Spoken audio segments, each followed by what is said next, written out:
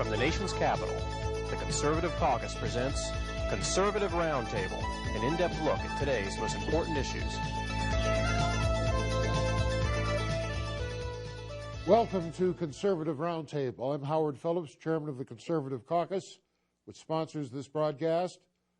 Backed by popular demand, federal election law expert William Olson. Walt Olson.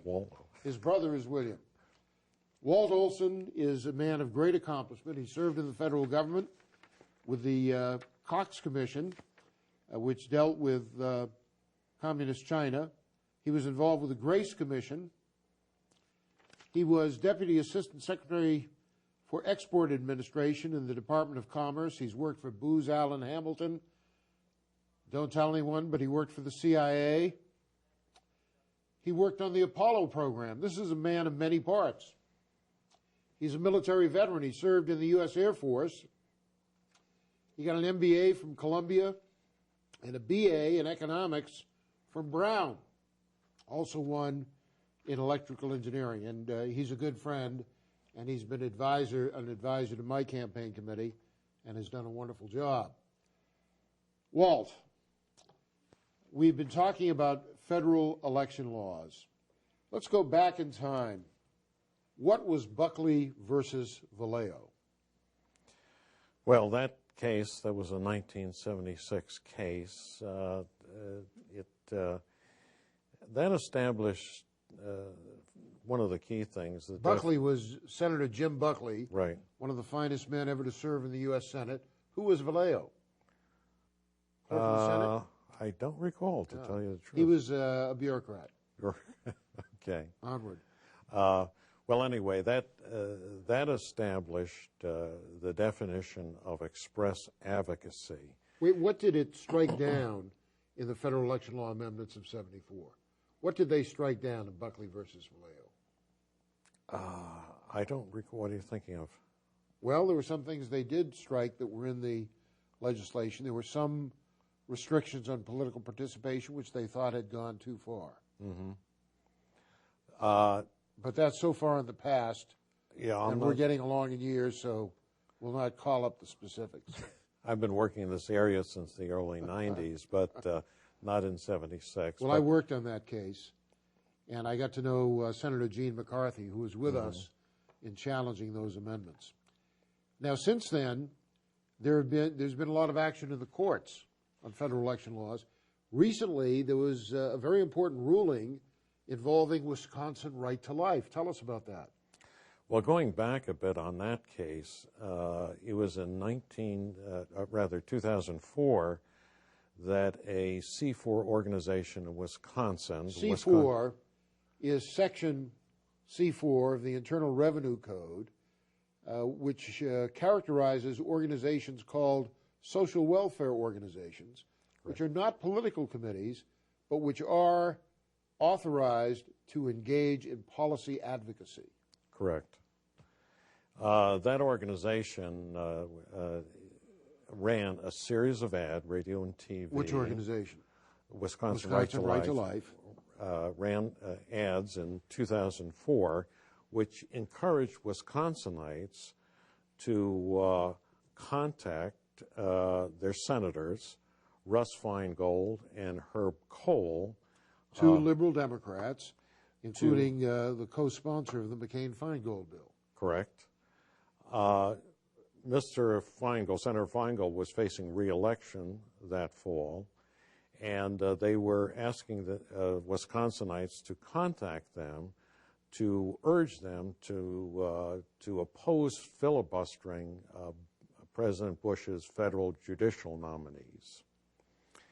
And since they... So they were urging civic action with respect to judicial nominees. Right. And since they paid for the ads using their general treasury funds, and they are a corporation, and virtually every C4 is a corporation. That is correct. And they did it within the window established by the bipartisan campaign. The window is you must not do it within 60 days of an election. General election, 30 days of a primary. The FEC felt that these were electioneering communications which are prohibited by their regulations. Wisconsin Right to Life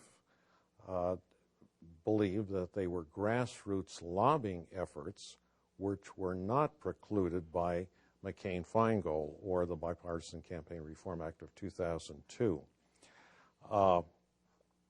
They filed a case with filed a brief with a 3-judge panel that was set up by BICRA to handle this. As 2 judges from the D.C. court and 1 member from the appeals court. One of the judges was David Santel, was he not? The original case, I think it was, yes. It was rejected initially. They believed that the McConnell decision, the Supreme Court decision in BICRA upholding the law, addressed this and said that that an as-applied application of McConnell was not appropriate. They appealed this, Wisconsin Right to Life, to the Supreme Court. And in a unanimous per curiam decision in January of 2000... Per curiam means for the court. For the court. Unanimous, 3-page decision. It was January 23rd, 2006. They remanded the case to the 3-judge panel and said that they had misread the McConnell decision.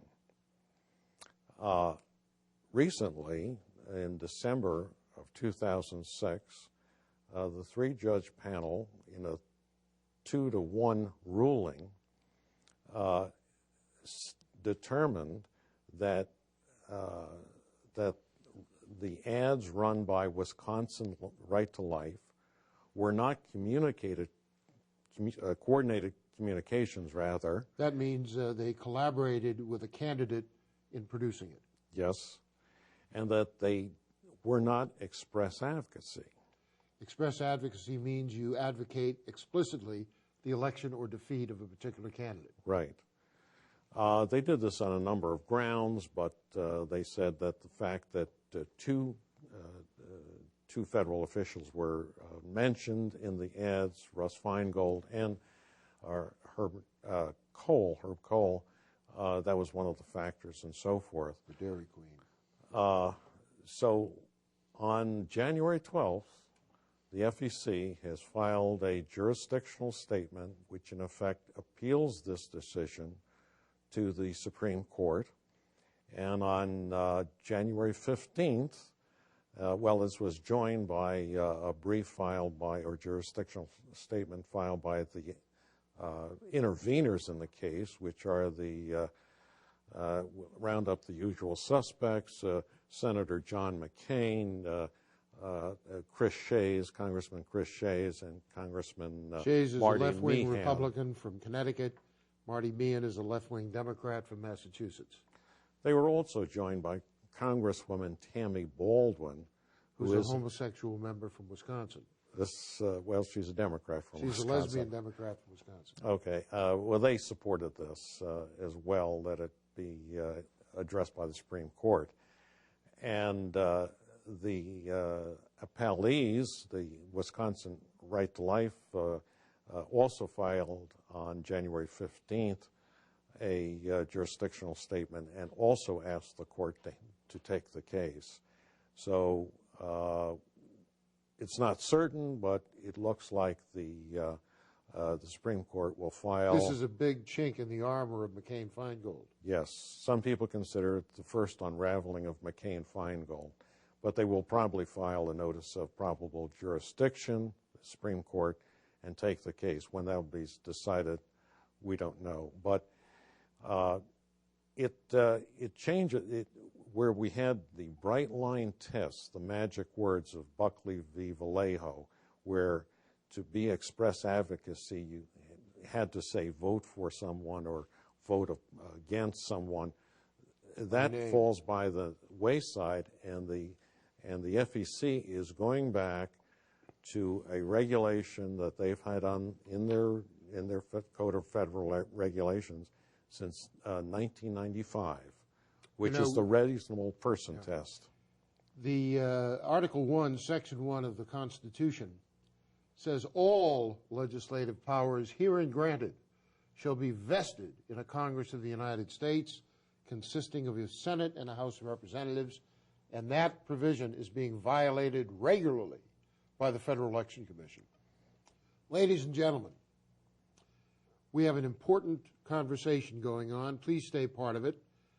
Walt Olson is as knowledgeable as anyone you can find on federal election laws, and when he comes back, he is going to share with us his opinion of the most insane, idiotic, excessive action ever taken by the Federal Election Commission. If you want to find out, you better stay with us. We'll be right back.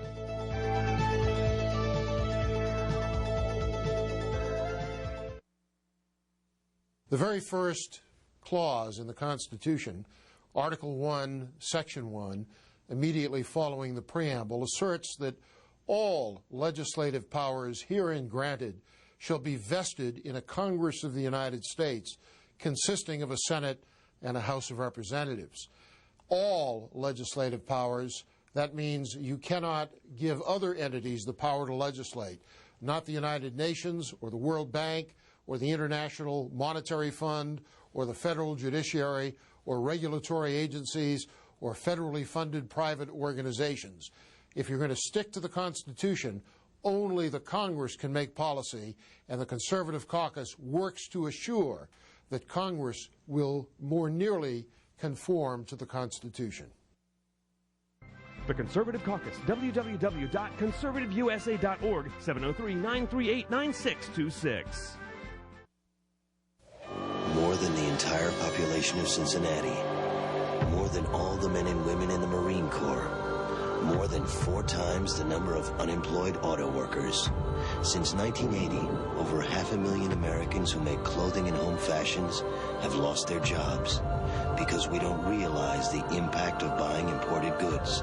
So if you think looking for the Made in the USA label doesn't matter, Next! It matters. Here's how you can become a citizen lobbyist and influence how your representatives vote. Write a letter to your congressmen and senators. Speak out on a call-in talk radio program. Write a letter to the editor of your local newspaper and call the Conservative Caucus for more information at 703-938-9626.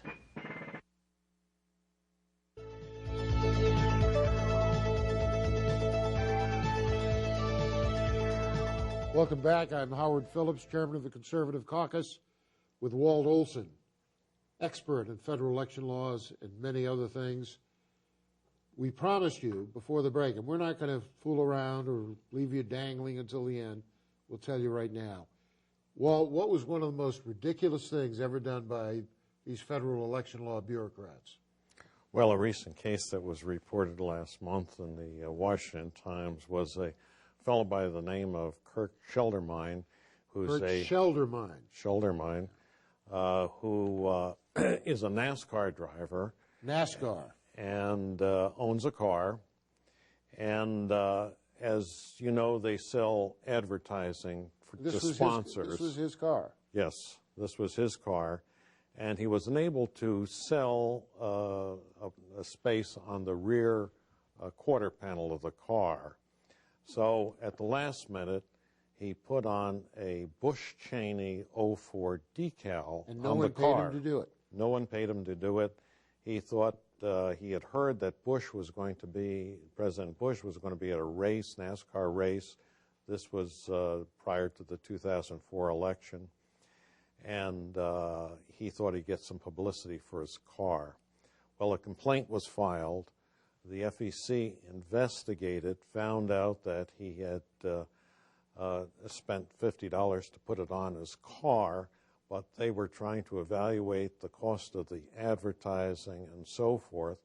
And if it exceeded $250, which would be an independent expenditure by him, he did not file a report with the FEC, and they could get They him wanted for him a to file a violation. report for putting a bloody bumper strip on his car. Yes. And so this went through a full investigation. The commission discussed it. All paid for by the American taxpayer. Yes.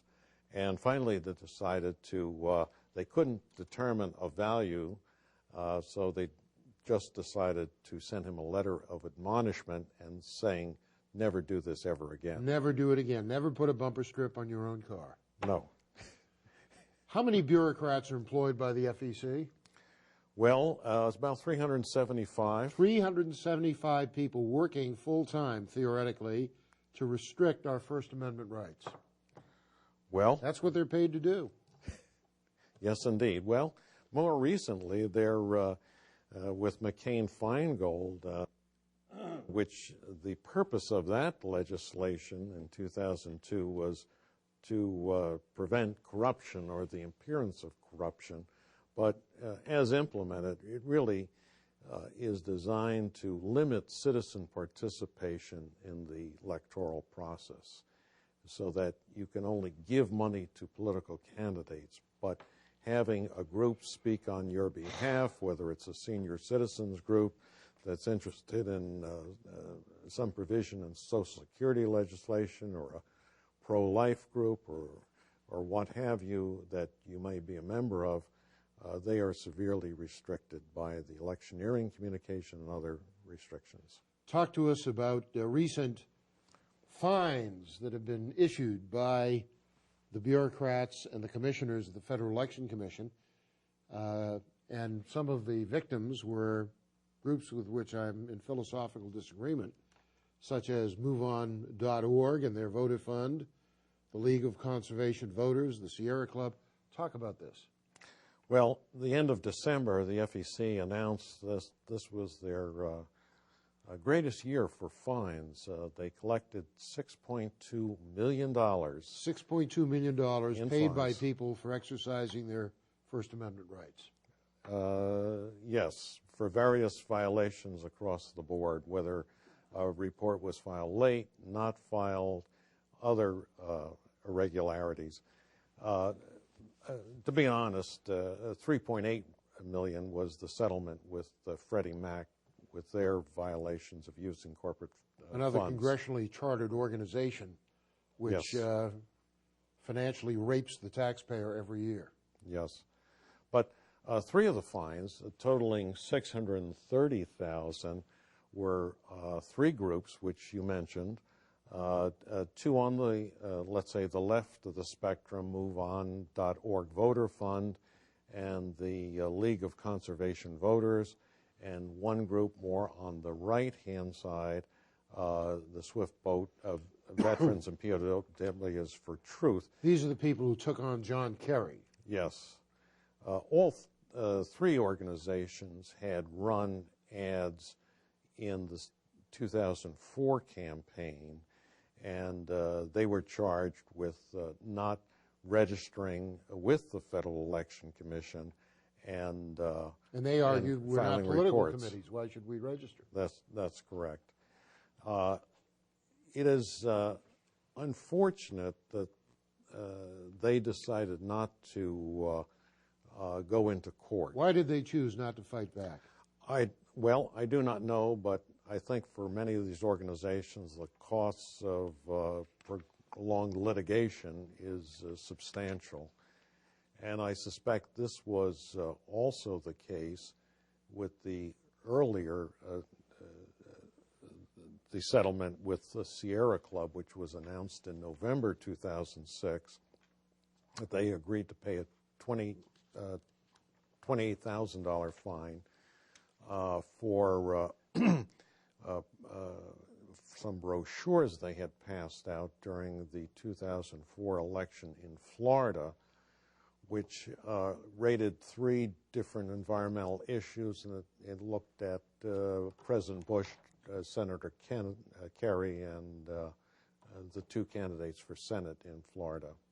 Now, organizations can defend themselves, but the tragedy of these various federal election laws is that as an individual citizen, it's dangerous to exercise your First Amendment rights unless you can afford to hire a lawyer and an accountant to defend you. How can an average citizen know all of these laws and regulations? They say ignorance of the law is no excuse, but if you're knowledgeable about the law, you don't have a life. You don't have time to do anything but know the law. I mean, every year there are thousands of pages in the Federal Register, scores of thousands of pages ultimately. And how can anyone know the law if regulations are treated as law, and they ought not be, because that violates Article 1, Section 1 of the Constitution? Frankly, I do not know. Since the McCain-Feingold law was passed in 2002, it has gotten exceptionally complicated. Prior to that time, it was, to my view, relatively easier, but it has gotten extraordinarily difficult. Some people believe that John McCain became an advocate of so-called finance reform to cover up the public memories of his involvement in something called the Keating 5 scandal. When we come back after these messages, tell us a little bit about the Keating 5 scandal, and there are a couple of other things I want to raise with you. Stay with us. I'm Howard Phillips. That's Walt Olson. See you in a minute.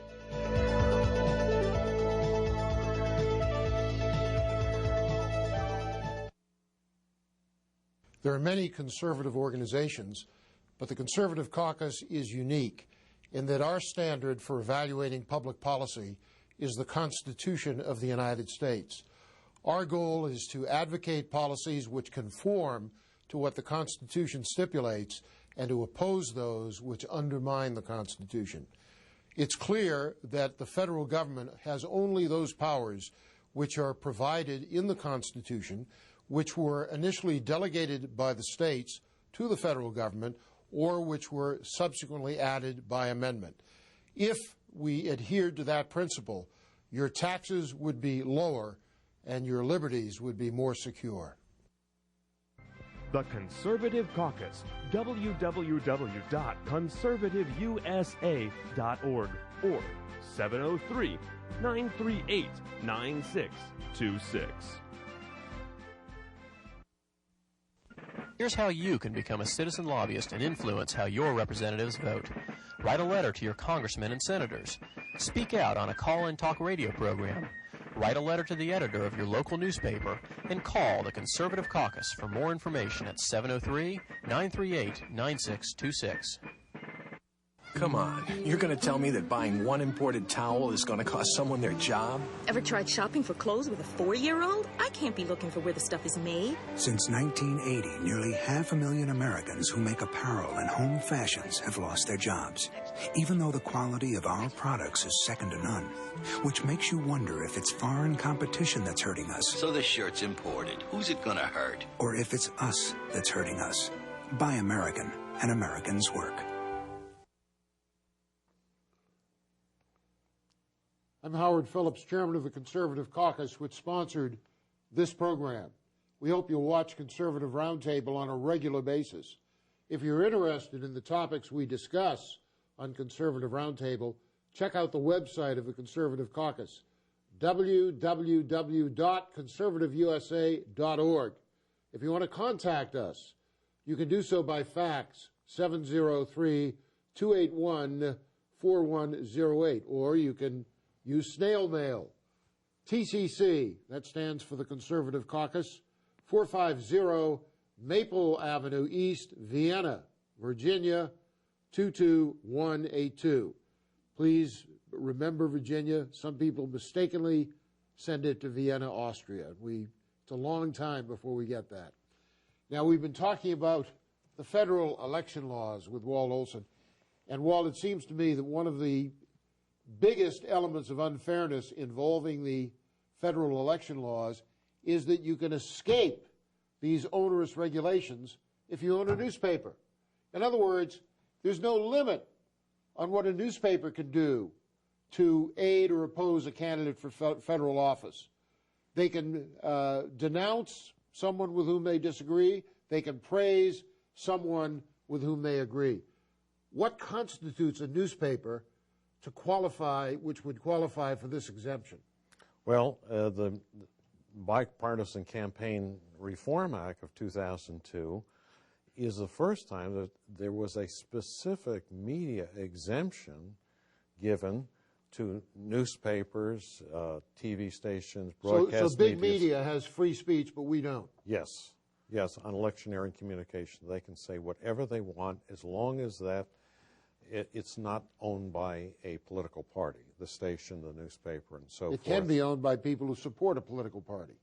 Absolutely. I mean, look at Rupert Murdoch, big supporter of Hillary Clinton, big supporter of various others over the years. He owns Fox, and they could do whatever they darn well please.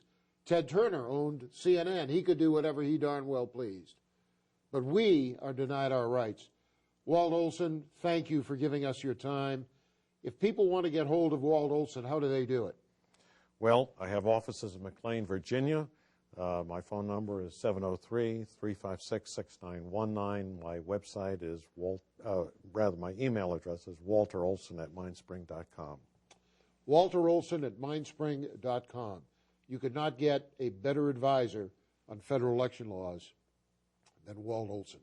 I recommend him highly. Walt, thank you so much. Thank you for joining us. We look forward to visiting with you during our next broadcast. Have a good day.